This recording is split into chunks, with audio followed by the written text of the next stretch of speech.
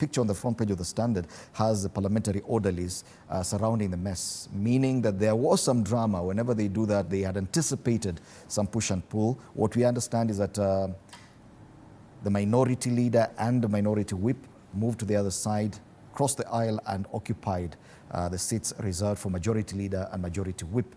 Now, is there any consequence to the actions we saw yesterday beyond the general banter that we've seen members of the National Assembly engage in from time to time? Yes, I was there, and you know, I did hear the banter and see the theatrics. And the Speaker will be making his ruling today. I do not expect it to be any different from the ruling he had done when the 13th Parliament was being convened for the first time. And, you know, all these arguments that we had yesterday, you know, the way we said things were ground.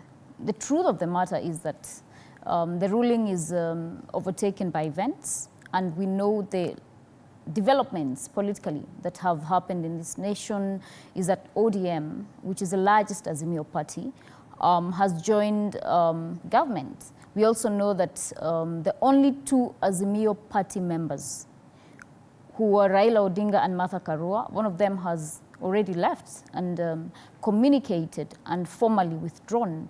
So I think these were just theatrics that we were seeing yesterday. I don't expect anything different from the Speaker's ruling today. I do not think even ODM wants to stir the waters. You know, we know that we saw Bandi go to finance. We saw Opio, who was the leader on the other side, move on to energy. So I don't think we'll see anything different. And personally, I felt there were other important things that maybe Parliament could have given attention to, given that it's the first time we are convening since we took a break last year. Yet, even for individual members of the House, some of these positions are quite prestigious. Leader of majority, if you ever ascend to that position and you get an opportunity, even for the current minority leader, Junet Mohammed, definitely, even on a personal level, he would wish to sit on the majority leader's seat. I think they are, and perhaps they would wish, but the situation right now does not allow for that. Because like I've said, ODM is quote unquote in government. You know, we have a broad-based, which I call bread-based government. So I don't see anything changing. This was just for the public, you know, just playing to the gallery. And ultimately, today, we will get the truth of the matter. Okay. And I think maybe perhaps if ODM would not have joined government, we'd have seen a different approach in regard to that.